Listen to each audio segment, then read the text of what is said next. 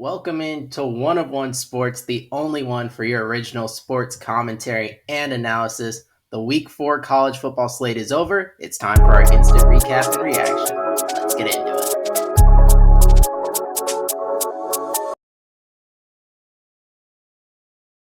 All right, before we get straight into breaking down what we saw from this weekend's college football games, just a few channel updates. Since the last time we made a video, we did cross 200 subscribers, so I just want to give a thank you. It's not much, but we are growing as a channel, so anyone who's watching the videos, liking, subscribing, any of that, I just want to give a thank you to you guys. And then also, right now we've been doing a Sunday reaction video every week, and we do a Tuesday prediction video every week, and then we do shorts during the week. I'm going to be trying out doing 3 videos a week. The Thursday video this week is going to be an upset alert video. Future weeks, it'll be different things, but we're going to be trying to upload that third video every week on a Thursday. And then the new goal for the channel, last goal was 200 subscribers. We were supposed to hit it by the start of college football. Took us 4 weeks into the season, but we hit it eventually. The new goal, there is 70 days, I believe, until the regular season of college football ends. We're trying to hit 300 subscribers by then. So we are at 205 on the channel. We need 95 in 70 days. That's the new goal. With that being said, we won't delay any further, and we can get into what I think was the game of the week in Norman, Oklahoma, between Auburn and Oklahoma. All right, so there was a lot of narrative storylines going to this game, namely behind the Jackson Arnold part, right, of him being the Oklahoma quarterback last year. Not the full years, he was benched at points, but all the hype that was around him last year. They sent out Dillon Gabriel. He failed there. Now he's at Auburn. Obviously, a bit of a revenge spot, but a bunch of emotion tied into it. He got booed going onto the field. So that was, the most interesting thing looking into the game, at least from a storyline perspective. But what ended up being the story of the game was just dominant defense on both sides of the ball. You look at Oklahoma, I talked about how good their defense was leading up to this. I said it was going to be the reason they win this game. The D-line was just incredible, and I didn't think Auburn could beat them through the air. We'll actually talk about how Oklahoma's defense did look somewhat susceptible through the pass game in a second, but the D-line was legit. 10 sacks, a new Oklahoma school record, just absolute dominance. But then Auburn was no slouch themselves. I think they held Oklahoma under 40 yards rushing. They were limiting John Mateer. The passing game didn't look great. And for all the Oklahoma hype this week, there was a lot of lists out there saying John Mateer was the best quarterback in college football. I would have had him won, but a lot of people did. A lot of people still do. And a lot of people still think he's the Heisman favorite. I think we need to push the brakes a little bit on that. This Oklahoma offense does not look explosive enough. We'll talk about that at the end of the breakdown. But first, these Auburn bad breaks, because Auburn lost this game 24-17 and was right in it to the very end. But just look, you allowed 10 sacks. So that's not a bad break. That's just poor off, or that's just getting dominated on the O-line. But still, a negative. You did win the turnover battle 1-0. But outside of that, you decided on a punt. The punter just doesn't punt it, ends up losing the ball. That gave Oklahoma 3 points. You missed Cam Coleman for a wide open touchdown at least once. Jackson Arnold did. That, you would think he hits that at least over half the time. He's wide open, streaking into the end zone. Oklahoma's touchdown probably should have ended up being a drive that resulted in a field goal, as it was a penalty for the hideout that doesn't get called. What else happened? Next up, I wanted to talk about. But first, we got to talk about the Auburn bad breaks, because you look at this Auburn game. Auburn only lost by 7 and was right in it to the very end. And that was with allowing 10 sacks, which isn't a bad break, but still, you got dominating line of scrimmage. You had a punt where instead of punting it, the punters held on to it. That gave Oklahoma 3 points. Oklahoma's first touchdown should have been a penalty on second 22. That probably ends up being a field goal, as they don't call the hideout. The SEC came out and said it should have been called. You get a touchdown taken off the board, somewhat controversially. I think it was 50-50 call on if it was a scoop and score or not, but still bad break for that not going your way. Jackson Arnold missed Cam Coleman, wide open touchdown down the sideline. It was either late third or early fourth quarter, I can't remember. And still, with all these things going against you, you did get the one turnover, so you won the turnover battle, but it felt like so much that could go wrong did go wrong for Auburn in this game, and you were still right there. So for me, did I come away super impressed with Oklahoma winning a 7-point game when it felt like there were a lot of things that went their way? No, because I thought Oklahoma was going to win by more than 7, and honestly felt like Auburn, in a lot of ways, I won't say outplayed Oklahoma, but was definitely on par on the road at Oklahoma. And if a few things swing the other way, could have easily been walking away with the win. But the reason they did it is mainly because of John Mateer. And look, I just said we need to pump the brakes on the Heisman talk, but he did lead the game. Well, it ended up being the game leading drive, and then Oklahoma got the safety to tack it on. Unfortunately for some people betting on the game on the Auburn cover side. But John Mateer, clutch play. He hits the over the shoulder throw. He makes the clutch run after not doing much on the ground for most of the game. And for Oklahoma, like I said, I don't think right now they look like a national title contender because the offense isn't explosive enough. But then you look around the SEC and you're like, okay, well, Texas is in the discussion, right? Their offense isn't great. LSU, similar boat right now, strong defense, offense struggling. And then there's varying degrees of this, right? Like Florida's at the bottom of strong defense, terrible offense where a quarterback's giving away games. Texas, like the next start where the quarterback's not productive. LSU, where he's like a little banged up. And then you got like Oklahoma, where John Mateer is elevating them. So that is the positive spin on it. But then I think you can look at other teams like Oklahoma's going to have to play at Georgia. I think actually no, I don't think you play Georgia. I think you play Ole Miss, you play Tennessee. Those teams are for sure going to put up points on you. You play Alabama, like the pass defense looks acceptable. Ryan Williams and Jeremy Bernard will expose that, and Ty Simpson probably more prowess as a passer down the field than Jackson Arnold. We know what Joey Aguilar in Tennessee can do. We know what the Lane Kiffin offense can do. So at some point, I think this Oklahoma offense needs to start being better. You have the quarterback, you have the defense. That's going to get you a long way. But what else? Can you get a consistent run game? Can the passing game be more consistently explosive and not rely on John Mateer's legs so much? There's more here that Oklahoma needs to show me before I can elevate them another level in my mind. Next up, the upset of the week for the second week in a row involves the Clemson Tigers. So at this point, maybe they're not upsets. Clemson might just be this bad as they do reach a new low on the season. And they seemingly play to the level of their competition, right? Whether it's LSU, I think an SEC contender, maybe national title contender, we'll see, right? You stay close enough in that game. Georgia Tech, I think like a low-level top 25 team. You take it down to the wire, lose on a field goal. Then you play Syracuse and Troy, teams I think are clearly a step below, and you still manage to struggle and in this case get blown out in your own building by inferior competition. Now, it is also Clemson seems to find a different way to lose these games, right? Whether it's the offense completely struggling against LSU or they come out slow against Troy, which they still won. But then you come out slow against Georgia Tech and you can't run the ball very well. And there's a couple turnovers. Now, Syracuse, the passing game, you throw for over 300 yards, and Adam Randall runs for over 100 on the ground. The offense is there. But the special teams isn't great, allowing the onside kick early, and the defense is absolutely terrible. Couldn't stop the run the whole first half. So you just can't get a complete game, and it's just problem after problem pops up. Dabo Swinney, you can see the frustration there as he thought this team was going to be something special. You can really tell he thought this was going to be a great team, and it's just not. 1-3, the worst start since he's been at Clemson, worst start since 2004. So this might actually be his worst team. So from that perspective, he's extremely disappointed. The coaching staff's got to be disappointed. And this is what I was talking about early in the week. I made a short. I was saying the issue with Clemson is not talent because people like to talk about, it's, Clemson doesn't use the transfer portal. They don't recruit as well as they used to. That's why college football's passing them by. Those are explanations for why Clemson might not be as good as Alabama anymore or as good as the Georgias of the world, the top teams winning national titles, the Ohio States, the Michigans, Oregon was getting there, Texas getting there. There's a reason Clemson's not with those teams anymore, and you can talk about talent acquisition. But the reason you lose a game to Georgia Tech, the reason you lose a game, or the reason you struggle in a game against Troy, and the reason you get blown out by Syracuse, none of that has to do with talent acquisition or the talent on the field. I'm not even sure at this point it has to do with talent development. Clemson's players are more talented and are currently better than Syracuse players. I still believe that. But there's something very internally wrong with Clemson, whether it be from a coaching perspective. I'm not sure because I think we've seen Tom Allen have success. We've seen Garrett Riley have success. Did they forget how to coach? I doubt it. Did Dabo Swinney forget how to coach? I doubt it. Is it an effort thing? Also not sure. Like it seems like Clemson players historically, and these were the same guys from last year's teams who battled through stuff. So I don't know what the problem is, but you can rule out, we know it's not talent. I think we know it's not coaching or effort, but maybe I'm wrong there. But there's something very internally wrong within the program besides these external narratives of what Clemson does or doesn't do in this new age of college football.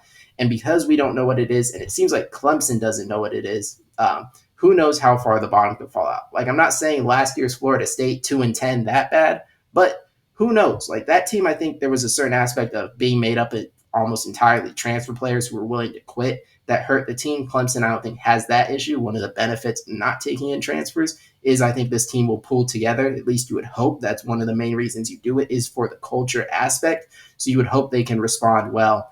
But I don't know what's wrong with this team. It seems like no one else does. So who knows? You get blown out by Syracuse. There's not much you can rule out about who you could lose to. Now let's talk about a little bit of things I was right and wrong about, starting with Illinois. Did I predict them to get blown out 63-10 to Indiana? No. I did think they'd lose the game. Thought they were slightly worse than Indiana and on the road. But for the most part, I thought they were really evenly matched and it'd be really close.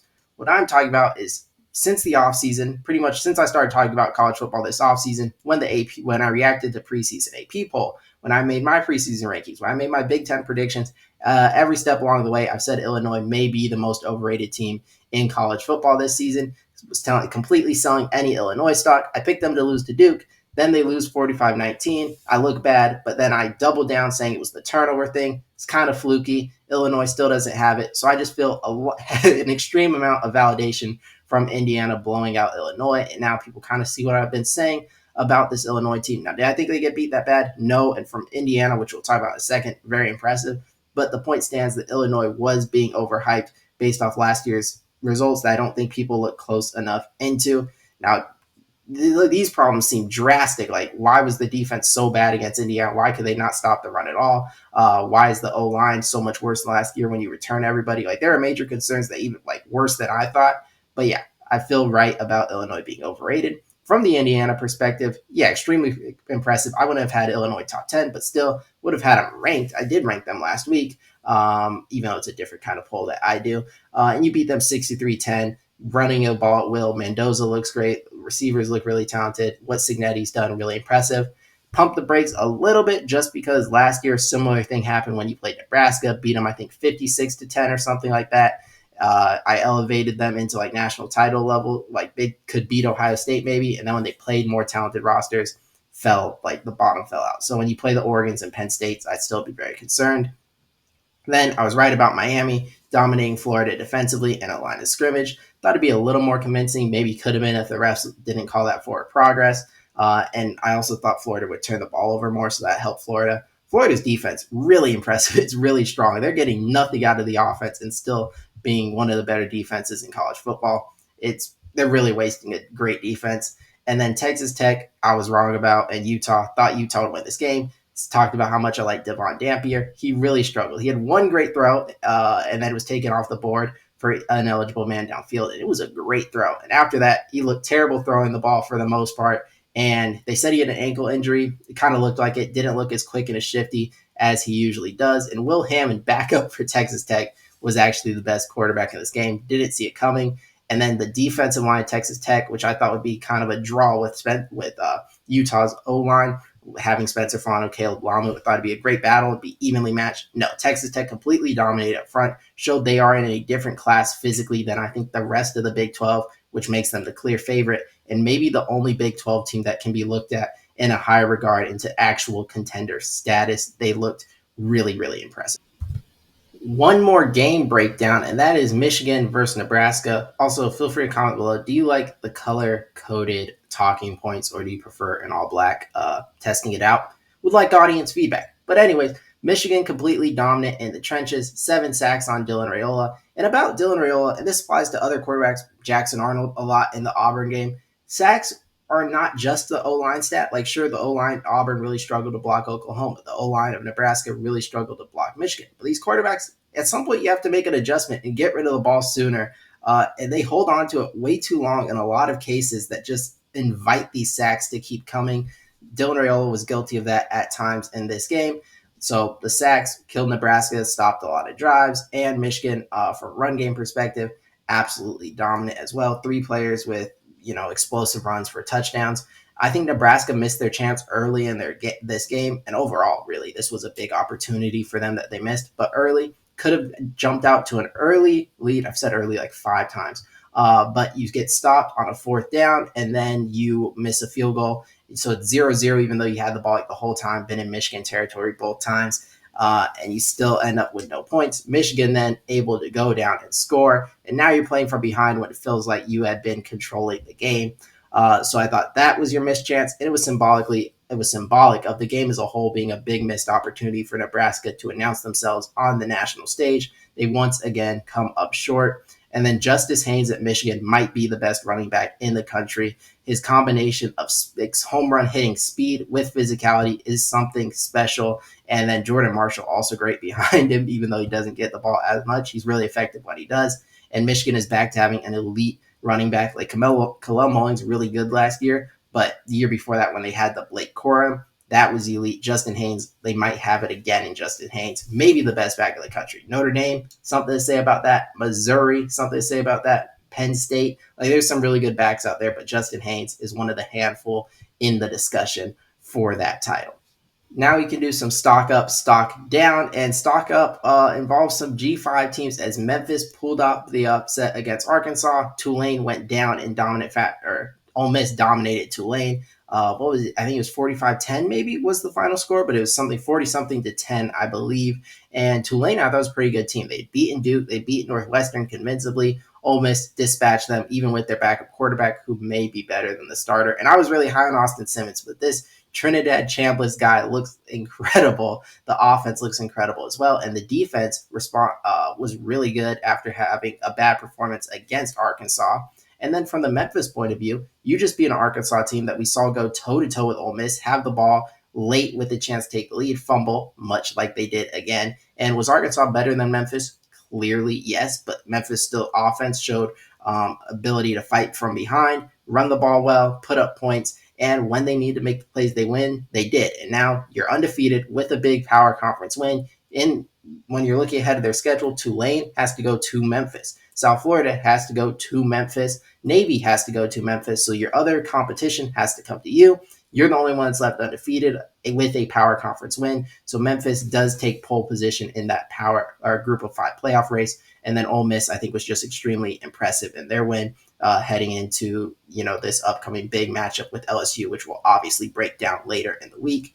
Stock down, I'm holding on Georgia Tech just because the Clemson win, obviously not as impressive as previously thought.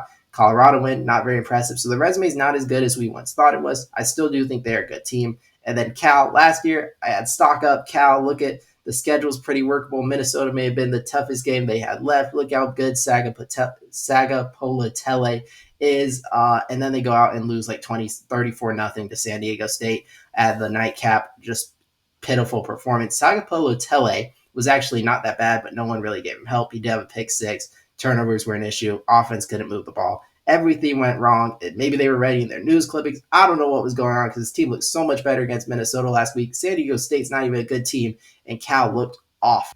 Finally, the 2-minute drill. Put 2 minutes on the clock. We got to get out of here. So ASU and TCU top their Texas opponents. ASU goes walk-off field goal against Baylor. Really good game. And ASU proved that they are still going to be a player in this Big 12 race, at least in my opinion. So many of the Big 12 teams look evenly matched. ASU's, the Baylors, U of A looks better. Iowa State, I think, is in that tier. Kansas State played with Iowa State. They're one of the weaker teams in the conference, I think. But yeah, so I think there's a ton of teams in the discussion, and ASU, after losing early, is like, no, we're still going to be a player in this race, even if we're not the front runner. And then TCU looks to me like the second best team in the conference right now behind Texas Tech. They won.